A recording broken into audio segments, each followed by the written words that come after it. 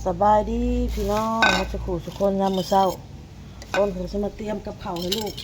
คือเก่าเลยพี่น้องเลยบดสิมาเห็ดกะเพรา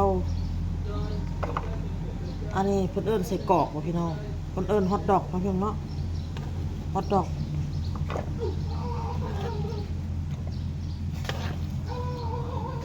เตรียมตัวนี้แล้วก็กะเพราก็เก็บเอาอยู่ข้างเพื่อนเด้อพี่น้องเด้อเก็บเทละหน่อยเทละหน่อยพี่น้องกะเพราเก็บอยู่ข้างเพื่อนมีพริกซอยนี่ก่อนมีดเฮาก็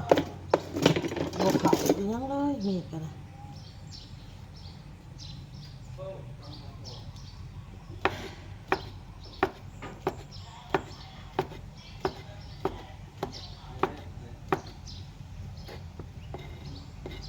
กับเฮาเฮ็ดให้เพิ่นไปกินโรงเรียนตื่นมากอะ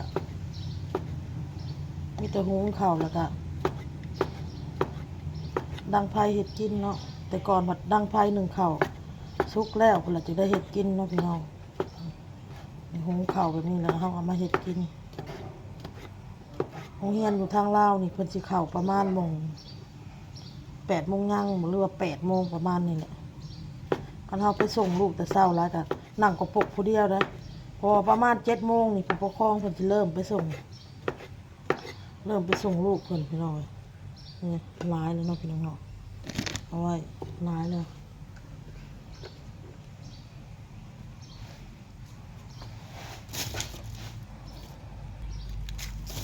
เตรียมกระเทียมก่อนเพราะว่าประมาณนั้น7 โมงปลายนี่นักเรียนก็สิหลังไปผู้ปกครองก็สิเริ่มไปส่งเนาะพี่น้องเนาะ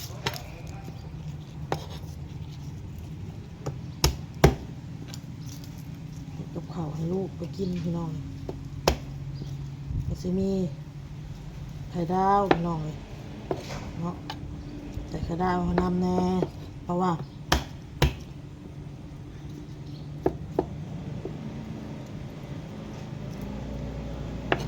เสียน้องเห็ดจะมากกับบางที่ก็มีแหน่บ่มีแหน่แหละพี่น้องเลยไข่ดาวกันเลยมีไข่ดาวอันไข่มันยังลายอยู่พออุ่นมาก็ซื้อมาใหม่เนาะเดี๋ยวสิมีไข่ดาวให้น้องเลยพี่น้องเลยมีไข่ดาวให้น้องบอล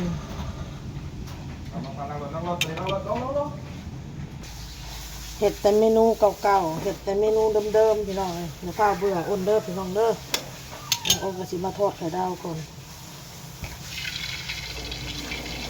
ทอดไข่ดาวให้น้องก่อน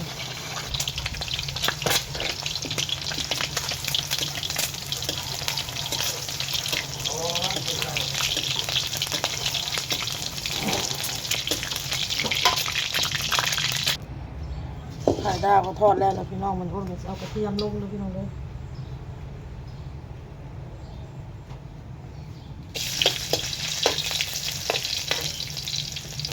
มาลงเทียมลงต้นลงเราจะบอกว่าแล้วก็มีพริก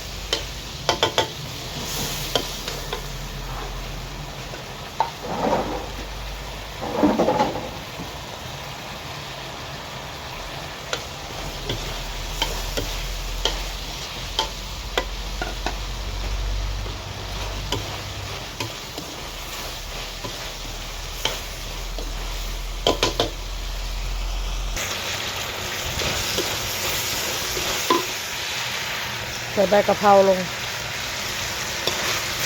แล้วลอง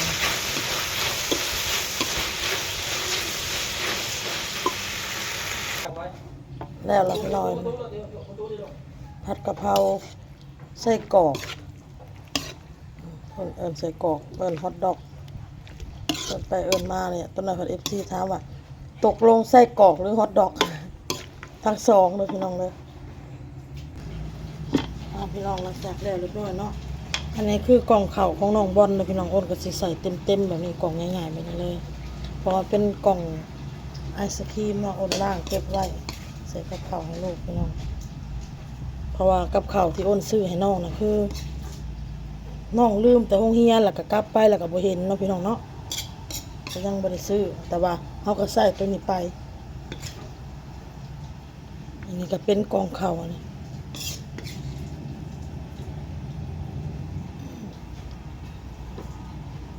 อ้นสิแยกให้น้องเอาด้วยพี่น้องเด้อแยกให้ลูกเอาเต็มแล้วพี่น้อง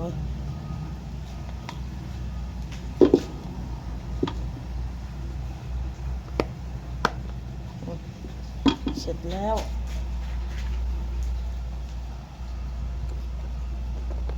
อัดไว้อยากได้แล้วพี่น้องนี่กับข้าวของน้องบอลเบิ้งพี่น้องเท่านะคะคนดุคนมันได้เท่าออโต้นี่ล่างรถเอาล่างลูกล่างโอ้ยล่างเป็นแท้นี่ล่างเป็นแท้เฮ้ยมันล่างเป็นอะไรอันนี้มันล่างเป็นอะไรอันนี้ให้หมูปิดน้ำเอาล่างมันสะอาดเด้อถ้ามันก็กินแล้วพี่น้องกับข้าวเพิ่นก็บ่มีหยังคือเก่าตามเคยพี่น้องเลยพัดข้าวอันแหละพัดข้าวใส่อันหมูบดแล้วก็กับอันฮอทดอกคือเก่าอันเก่าอ้นก็เลยบ่ได้ถ่ายให้เบิ่งเนาะมีแต่ของน้องบอลนี่แหละพัดกะเพราอันฮอทดอกใส่กรอกนี่แหละอ้นก็เลยถ่ายให้ FC เบิ่งเวลาเฮ็ดให้ลูกเนาะมาทอดในห้องออโต้ข้างนอกมัน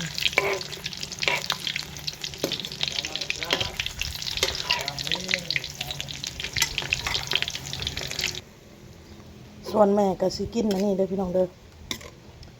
กินป่นกบพี่น้องเอามาอุ่นอีกอุ่นเอาเข้าตู้เย็นเมียนเนาะเป็นป่นกบลูกก็กินครับดอกสบายดีพี่น้องมาจากกูตะคนมาพี่น้องกินป่นกบนี่แหละพี่น้องออโต้กะใส่กรอกทอดนี่แหละกับไข่ดาวแต่อันน่ะกินหลิ่นที่สุดเอาลูกน้องบอลไปส่งไปโรงเรียนนะเด้อพี่น้องเด้อมื่อก็จะแต่งตัวแบบนี้ขึ้นขอบมาเราสิเฮ็ดเวียกนี่นั่นคือเก่าล่างถวยตากผ่าปั่นแล้วเลยแม่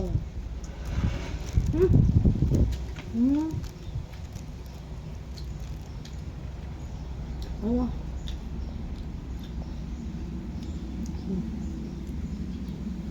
คิดดีหวงเรากินเราข้าวหมอเรา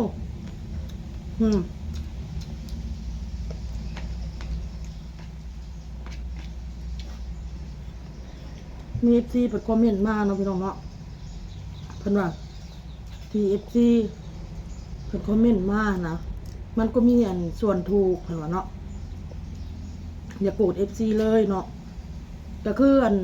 พอยก็ว่าออกไปในคลิปอยู่เนาะพี่น้องเนาะบางสิ่งบางอย่างพี่น้อง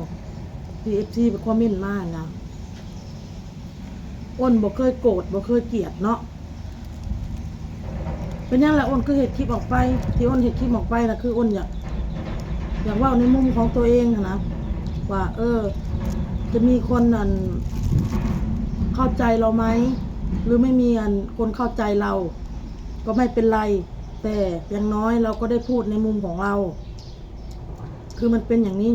เนาะแล้วก็ไม่ได้ คิดโกรธเกลียด FC ที่ FC คอมเมนต์มานะแต่บางคอมเมนต์น่ะมันก็ถูกที่ FC พูดมาแต่บางคอมเมนต์มันก็ไม่ถูกเนาะพี่น้องเนาะอ้นก็เลยทำคลิปออกมาพูดในมุมของตัวเองไม่คิดจะโกรธจะเกลียดบางทีนะคือ FC เป็นติเตือนอ้นมาในคลิปเนาะพี่น้องเนาะบางทีอ้นเขาไปอ่านเบิ่งเกี่ยวกับเรื่องลูกเรื่องเต้าแน่แล้วก็เรื่องอย่างอื่นแน่หลายๆอย่างเนาะอันใดที่มันแม่นความเพิ่นอ้นก็พยายามปรับปรุงเปลี่ยนเนาะพี่เนาะที่อ้นขาดตกบกพร่องอ้นก็มาอ่านเบิ่งแต่ว่าคือข่อยกับลูกข่อยกับปกติกะสิเป็นแนวนี้หั่นนะเรื่องการบางทีเฮ็ดกับข้าวคือกันกับข้าวกับน้ำสู่ลูกสู่เต้ากินเนี่ยแต่ก่อนน่ะอ้นจะทำคลิปกินมากกว่าเนาะแล้วก็มี FC เพิ่นว่าอ้นเวลาทำกับข้าวน่ะถ่ายตอนทำด้วยพี่อยากดูตอนทำเพิ่นว่าเพราะว่าบางทีพี่ก็อาจจะทำตามอ้นไปกินทำกินตามอ้นนะไม่ยังลูกอันนี้ก็ขอบมุกขอบใจนะ FC มันจะขู่ทุกคนเด้อพี่น้องเด้อในความหวังดีของเพิ่นเนาะติมาอ้นก็เลยแบบคิดว่าข่อยก็ต้องแบบกระตือรือร้นไปกว่านี้เรื่องการอยู่การกินลูกเนาะพี่น้องเนาะเรื่องความสะอาดลูกแบบนี้นะถึงลูกสิมักลืมจำบ่ได้แล้วเฮาก็ต้องพยายามบอกตลอดบอกไปเรื่อยจนเท่าเราฮู้เองเราคือเราบ่ต้องการให้ใครมาบอกเราแล้วไปสินะคือลูกคือเต้าอ้นกันเลยว่าบางสิ่งบางอย่างกะหลายพี่น้องหลายอย่างเลยแหละที่ได้อันความคิดแล้วก็เอามาคิดว่ามันแม่นบ่มาคิดแล้วก็มาเบิ่งมาอะไรนะเพิ่นมาไต่ตองเบิ่งมาทบทวนเบิ่งบัดนี้มันแม่นความเพิ่นบ่ลองเบิ่งลองก็ลองเฮ็ดเอาก็รู้สึกว่ามันก็บ่มีอิหยังเสียหายก็รู้สึกแบบว่ามันรู้สึกแบบเฮานี่ก็ให้ความอบอุ่นลูกหลายขึ้นรู้สึกแบบใกล้ชิดกับลูกได้เว้าได้คุยกับลูกได้ได้ลมกับลูกหลายขึ้นเนาะพี่น้องเนาะเอาโอเคพี่น้องคลิปนี้มันก็สิยาวเนาะพี่น้องเนาะยาวเราเฮ็ดกินแหน่ทางอันมานั่งแบบนี้แน่พี่น้องเลยขอบมุกขอบใจ FC มาทุกคนเด้อพี่น้องเด้อทุกคำคอมเมนต์ทุกคำติเตือนพี่น้องเลยขอบคุณ FC มาทุกคนที่บ่ป้าบ่ถิ่มอ้นเด้อพี่น้องเด้ออยู่เคียงข้างอ้นเนาะสบายดีพี่น้อง